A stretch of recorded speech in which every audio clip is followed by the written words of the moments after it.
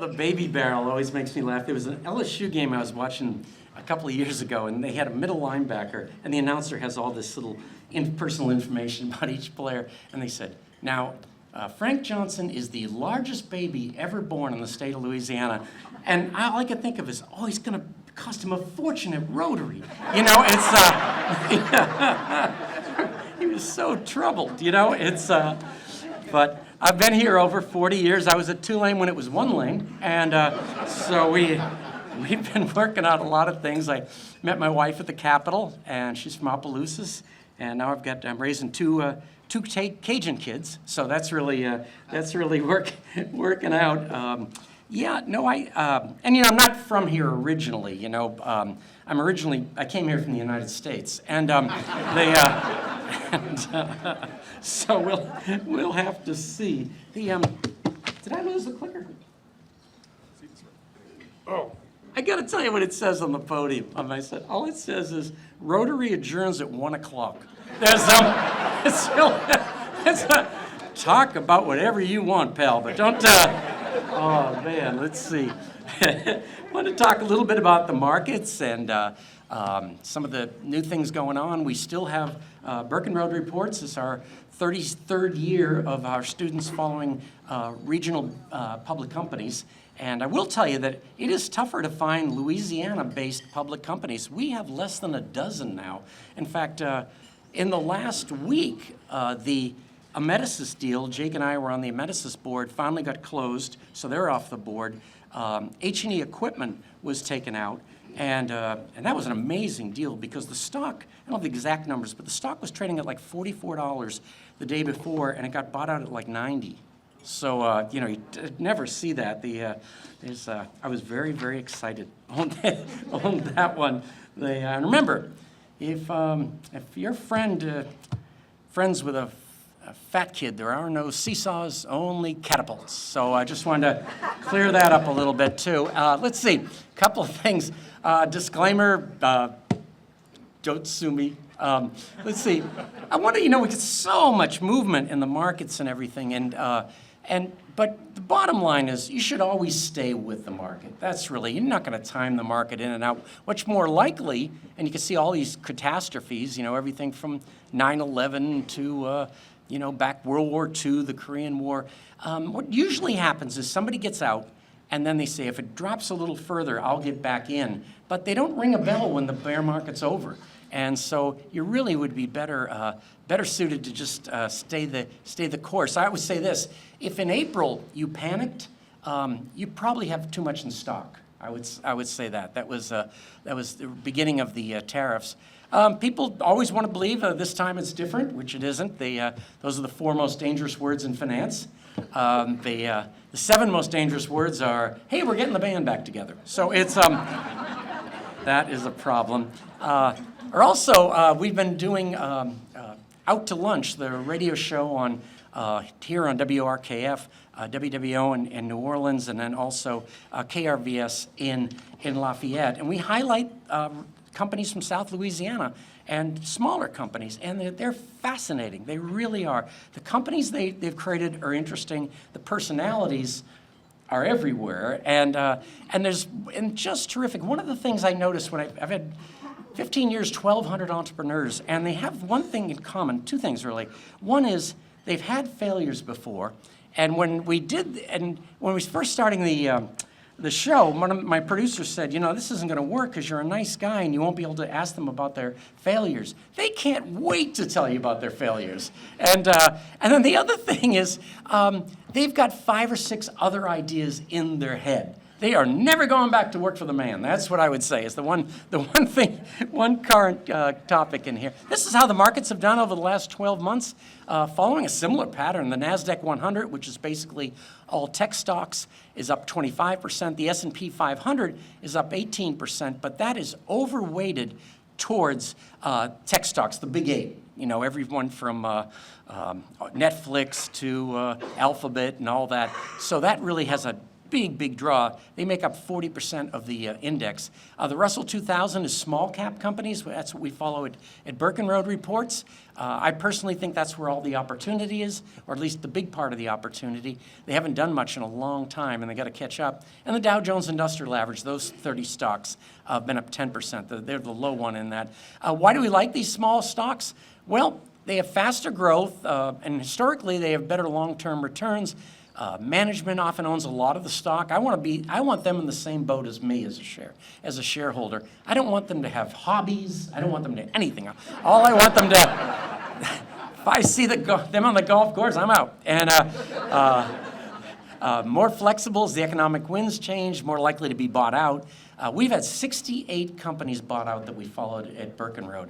And it's just amazing. I'll tell you one big change is in the first 15 years, most of the takeovers were synergistic. There was a company that wanted to buy out their competitors. Now it's not like that at all. It's all private equity that is buying these companies. And of course, that's a very hot investment field. Generally more domestically focused. That's particularly important now with the tariffs. And catalysts can move the needle. If you've got an oil company that hit a pretty good well, that can really move the stock. But if it's Exxon, you're not going to get that kind of push. One thing I'd like to do, and when I mentioned the Out to Lunch program, which has been really, really great for everybody. Basically, people tend to get too negative. And we have so much to be proud of in Louisiana.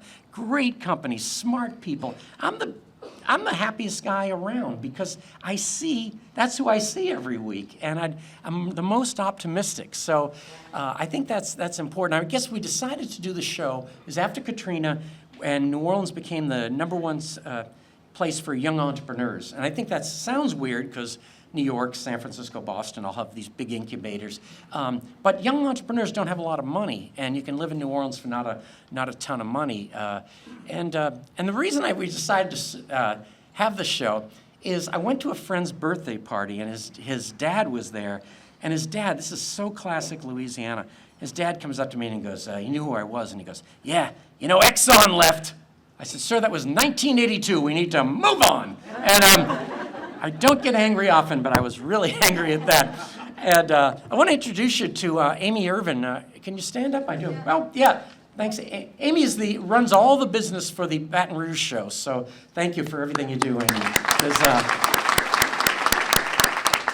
By the way, all 3 shows are always looking for guests, so if you have one, and the weirder the better.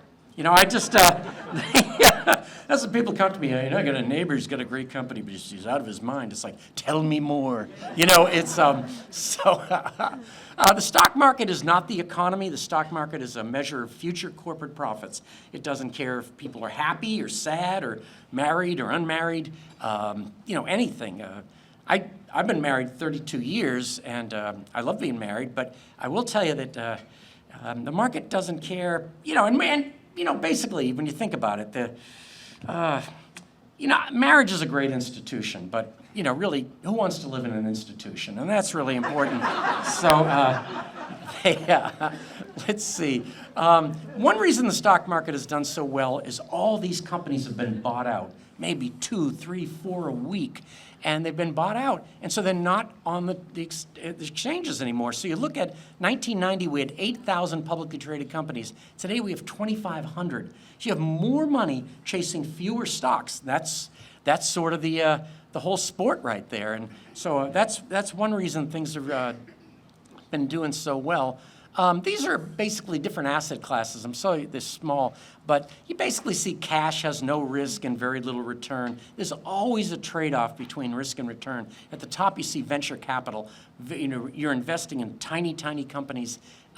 That's probably the riskiest, but that's also where you get the biggest returns. Venture capital is so weird.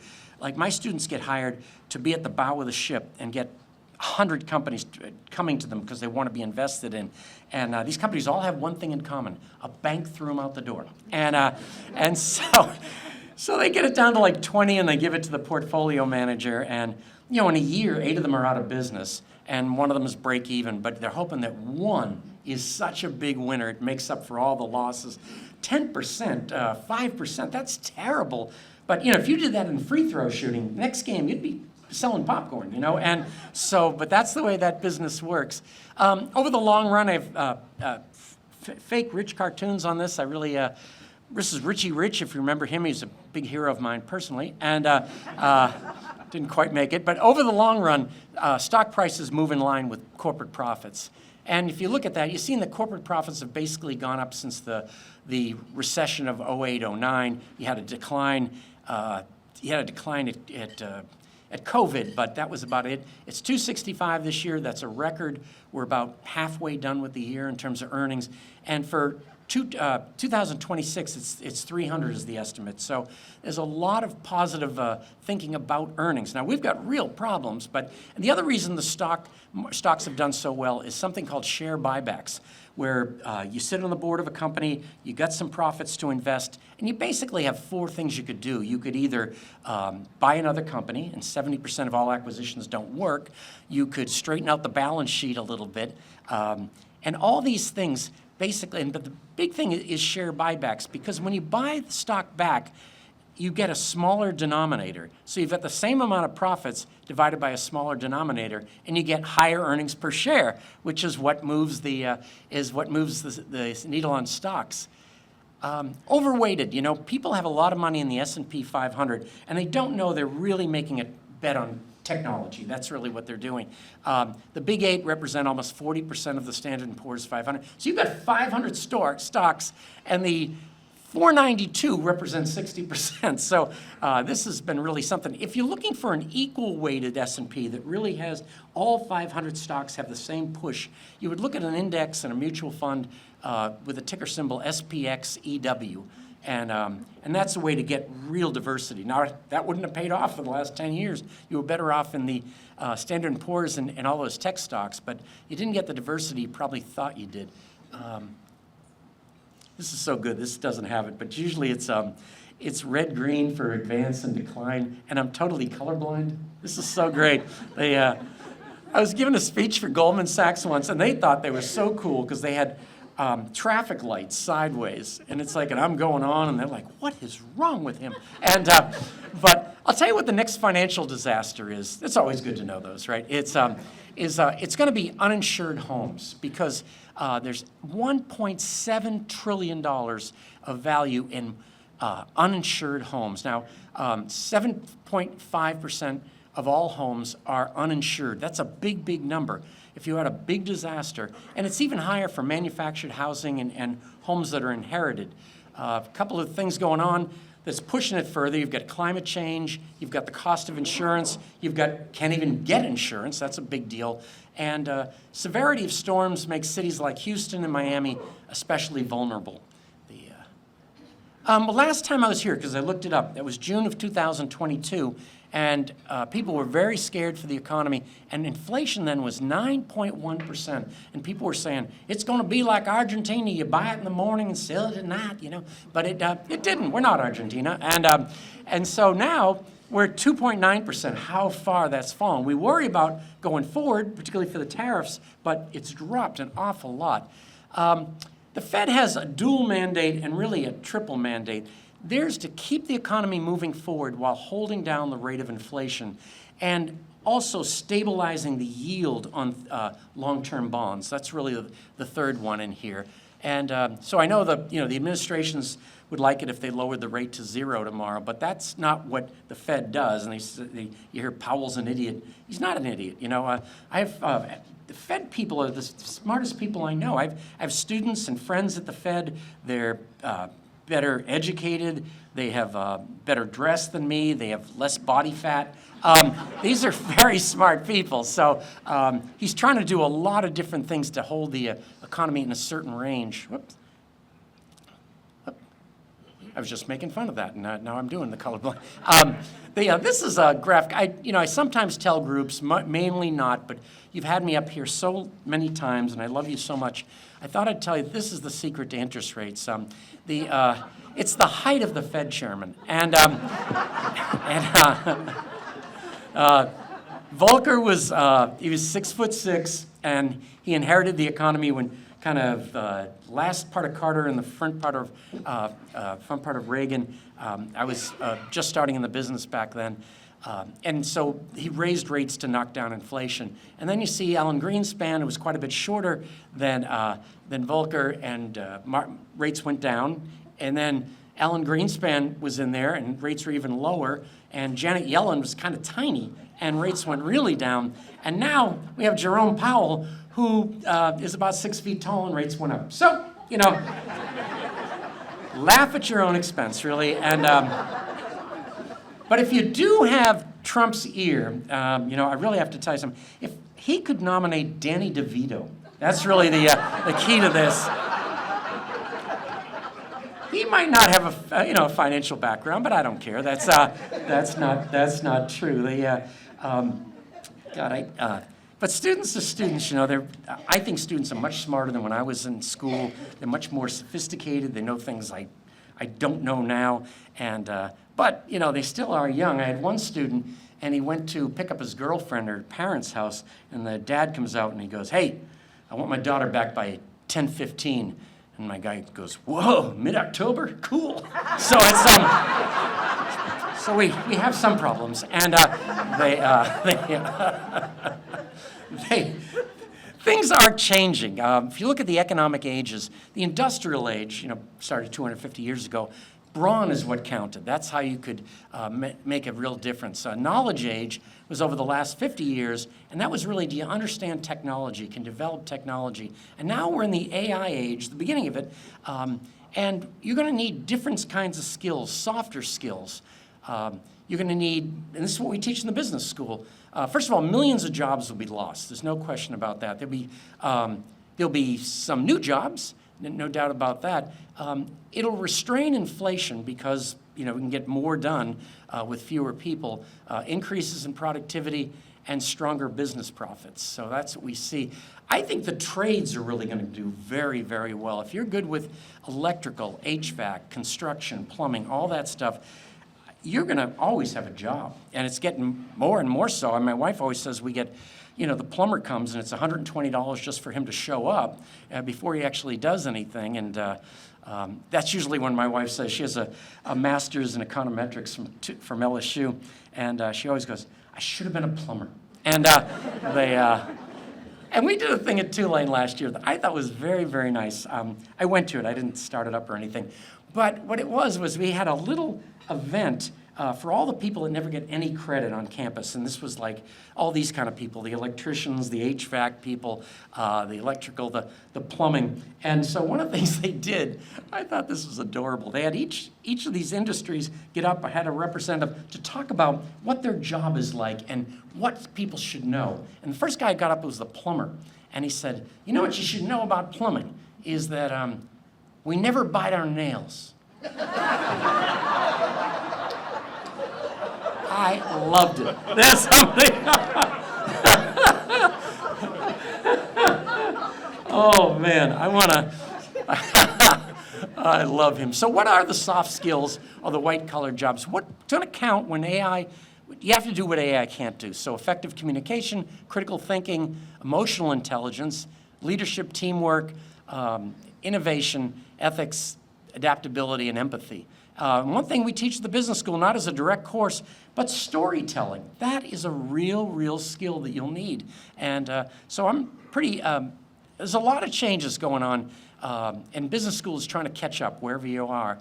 The big, beautiful bill, I don't think was big and beautiful. It added $3.4 trillion to the national debt over the next 10 years. You had all those federal employees and all these other employees get laid off and their lives turned topsy-turvy to lower the debt, and it didn't do that. So what we really got was tax benefits for the wealthy and hurtful cuts to Medicaid. And that, 2/3 of the people on Medicaid are working. They're just working such low-wage jobs that, they need Medicaid. And, I think I read somewhere, and I'm trying to think where, but I read somewhere that we were here to help the less fortunate. It was the Bible. That's what it was, the Bible. And Father, that's where it came from, right? That was the Bible. Okay, just checking. There's you got to check with the authorities in this. A couple of investment themes, I think, going forward. Like, I have a stock I've owned for 45 years. The students are incredulous. You know, they have to come up with a 12-year target price for these stocks. And a student comes up to me and he says, God, geez, Mr. Shuley, 12 months, that's like 4 girlfriends from now. Jesus. You know, Alan, I want a number on the cover. That's what I want. I'm not taking that. He was the same guy that told me, what did he say? He said, let's see, sex is the leading cause of people. Very important, very important. And we're short on people, so get cracking. That's what I'm going, the 2 themes I want to work on are electrification, and there's 3 companies that are very big in that. There's a company called Hubble, there's a company called Borg-Warner, which used to be, what do you call it? It used to be car parts, and now it's everything from charging stations to all of that. And then Quanta Services, which is the company that's rebuilding the electrical lines, the electric grid. I think that'll be very busy. Housing, there's a company called Builders First, which is kind of a smaller Home Depot, but just to the professional community. Carlisle Companies, which makes roofing material, and Legacy Housing, which is a company we follow out of just outside of Dallas and Fort Worth, and they're one of the largest manufacturers of mobile homes. But the other thing is, and this is what happens when you keep digging, the stock has a book value of about $24 a share, and Jake is our accountant here, so we got to confirm that. About $24 a share, but they own all this property outside of Austin, and Austin's grown like crazy. And so we think the book value is closer to about $42 a share. I don't know what'll happen, but it seems like there's some value underneath that. And the reason is the way book value is calculated is it's the lower of cost or market. So they bought that land for very, very little in the 70s, and now it's worth a lot more, but it's not reflected in the book value. That's SpongeBob. I love SpongeBob. I live in this pineapple under the sea. Sing the song with me, everybody. Let's see. Persistent high inflation combined with high unemployment and stagnant demand is the country's economy, and that is stagflation. That's what we worry about. We haven't had it since the mid-'70s. It was brutal, and that time, it was thrown on us. We didn't do it. That was OPEC raising the price of oil. But this time, with the tariffs, we might just be doing this to ourselves, although nobody knows where the tariffs will wind up. I will tell you, I would challenge you to meet any economist that thinks the tariffs are a good idea. I really do. It's just like 99% of scientists believe climate change is real. You know, I don't know. We're just getting people on TikTok living in their parents' basement. I don't know where these people are coming. In fact, that brings us to this slide where you've got our credibility sinks. You know, we changed the labor statistics head. Now when a number comes out, you go, I don't know. You know, who is that guy that was going to, a non-independent Fed? The Fed has always been independent. It's the only people we believe in. And then the CDC, for health, that's been upending. And then what they call is TACO. Trump always cowards out, or chickens out. But so we haven't really had those big tariffs, and now they're under the court. One thing to remember is that over 50% of the companies in the Fortune 500 were started by immigrants or their children. Those people we have to keep here. And on the lower end, you've got people, I don't know if you've ever tried to get anything fixed, but it's usually Latino people that come. We'll still be waiting to drain New Orleans. I'd still get asked about New Orleans, and and I'd go to places like in the Midwest, and some little old lady would come up to me and go, "You know why that hurricane hit that city? Is all the sinning there?"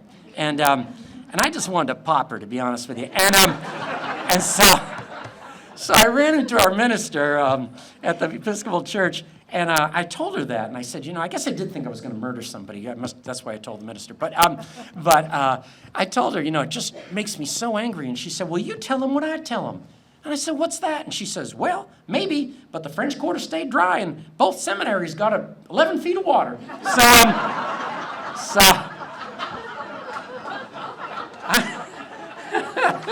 I'm just waiting for people to come up now.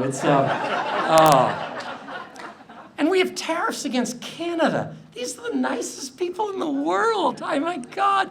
It's, you know how you get 6 Canadians out of your pool? You ask them to get out of the pool. You know, these are great people.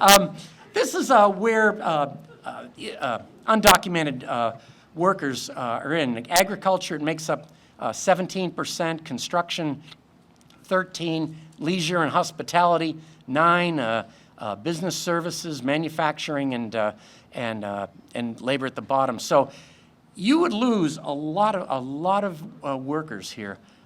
Labor shortages. The one I'm starting to be interested in is workers at nursing homes and retirement centers. Oh no! You know, it's we'll be pushing each other's wheelchairs. This is it's kind of frightening, really. Let's see. The U.S. leadership. The U.S. has become a science-led economic juggernaut. That's what's moving our economy. Although somehow science skeptics get all the attention. Climate change, vaccinations. You remember, vaccinations will get you sick, and you know, vaccinations. You remember that during COVID, the people that said vaccinations would alter your DNA. I remember these people. I've met them, and they should have seen this as an opportunity, really. And I don't know. And even the group that thinks we staged the moon landing, I keep running into those people. I need to drink in different places, I think. But this is really interesting to me because Louisiana calls itself an oil state, but we're an energy state. And once we get that through our heads, we're going to do a lot better. Sure, we've got a lot of oil, but one of the big things is what we need is electricity. And oil doesn't make electricity. And so you've got oil, natural gas does make electricity, wind does. Carbon capture could be a huge business for us. Senator Cassidy came to speak to us about that at school. I mean, that's amazing. The administration wants to cut out offshore wind farms. That's something that we are uniquely talented by because we have all these offshore oil workers and these boats and all. And then hydrogen has a big future, and then solar, which is also trying to get knocked out, has a big future. We have a lot of sun here. Oil demand is alternative fuels are eating into it. Fuel efficiency, ride sharing, Uber and Lyft, electric cars. 70% of all oil is used for transportation. So that's rough. The electric cars are becoming a bigger and bigger part of the fleet. This says that 2028 will be that kind of fulcrum in here because that's the stage where we have enough new cars sold to start building the charging stations. And you know the way capitalism works. You're going to go to bed and there's no charging stations and wake on a Tuesday and wake up Wednesday morning and there's one on every corner. That's just how capitalism works. I thought this was funny. If you're in a rural area and you see signs like this, odds of finding an EV charging station are not high. So that's electricity is generated by natural gas, solar, and wind, but planes, trains, and automobiles and boats are nearly entirely fueled by oil. Oil doesn't create electricity. The big difference of opinion, by the way, the International Energy Agency thinks oil demand will start to sink in 2030. Aramco in Saudi Arabia believes it'll be 2058. That is a big spread. I think coal has had it. This is the Coal Museum in Louisville, Kentucky. It is now run by solar. I think that's a sign. And they talk about clean coal, but that's an oxymoron, you know? That's like, oh my God, like guest host or, let's see, jumbo shrimp, the other tight slacks, Humble, Texas. You know, don't you go there. Oh no, LNG is the game changer. The big facilities down around Lake Charles, another one. Big things for Louisiana. Just in terms of finishing up in here, we got into the tariffs because this whole concept, there was an imbalance of trade. And if you look at Adam Smith, he was the father of economics in the mid-1700s, and he said the whole concept of balance of trade is absurd. All it means is that we can buy more of their stuff than they can buy of our stuff. And that's because we're wealthier, which is a good thing, you know? So it is, but I wanted to thank you all for having me up. I really enjoyed coming to see you. So in a couple of years, I hope to get another invitation. Thank you so much. Appreciate it. Okay, sure. Let's see. I have it almost one. What do you have? 12. 12:58, okay. It's better to end early than late, isn't it? Particularly with this crowd, sure. What about doing away with quarterly earnings? Oh, that's very, very interesting. It's good for companies. It costs a fortune. Oh, I'm sorry. There's been talk about ending quarterly earnings from companies and moving it to every 6 months. That would save public companies a lot of money. You just wonder if investors feel like they're not getting the whole scoop, you know? So I really have two minds of that. I like those calls because you get to ask a lot of questions, and but that was, we'll have to see. I bet next time we come, we'll figure out where that is. So, Todd, thank you so much. I appreciate it. And I like the bow tie. Thank you so much.